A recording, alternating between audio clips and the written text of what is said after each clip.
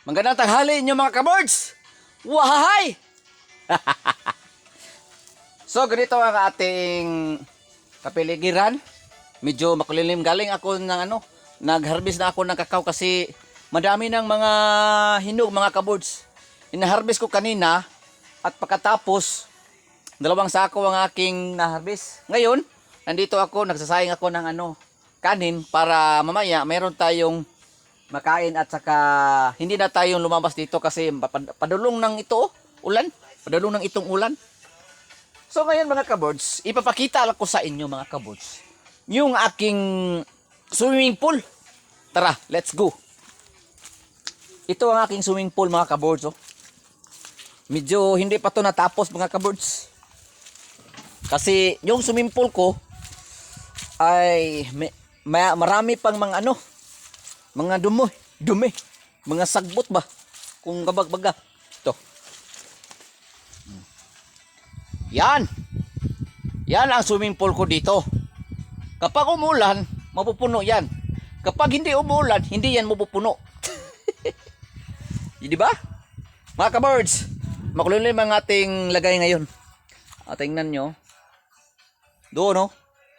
Baka patungo na itong ulan dito mga ka-birds. Kasi kagabi, hantod madaling araw na. Umulan pa rin. Ito na naman sa aking saging.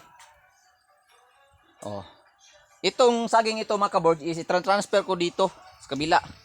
Yung nag-video ako mga kabords, yung batong mga kabords. Update. Ito na mga kabords ang resulta. Batong na ha. Katay na sa mga kabords. Patungo na sa taas. Ito, karnaba. Meron pa dito mga kabords. Tundan. Yan. At saka madami pang mga dito mga kabords Mga batong. Nilagyan ko doon patungong dulo. Kakatay na sa mga kabords. Ito. Yan. O diba mga kabords? Ang sarap pakiramdam kapag may tinanim ka dito.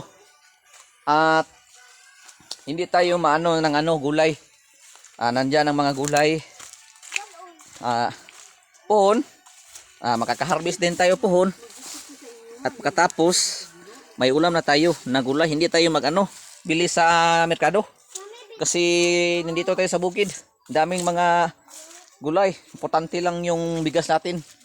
Mag-ipon tayo bili ng bigas kasi yung mga ulam natin mga kabords ay nandito lang sa kapaligiran. Makikita yung puso. Meron dyan. Puso. May lubi. At saka itong nangka. Puhon.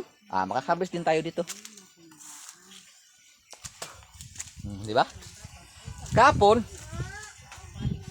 wala namin nasampay hanggang ngayon kasi ulan na. Ito ang aking lababo dito mga kabords. Sintsahan lang mga kabords. Ito lang aking nagawa kasi pinadalian mga kabords ba. Ito aking alaga, si Zoe. Yan si Zoe. Kapag umulan dito siya.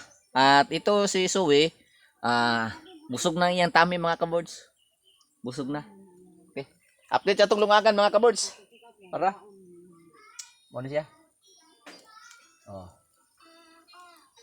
Okay mga kabords, maura itong mga kabords. Ako ang ika-alaga o ika-share ninyo mga kabords. Karong adlaw mga kabords no. Hanaw itong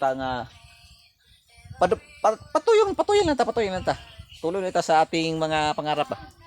So kayo mga kabords, maura ito. Bye bye, God bless. I love you. Wow!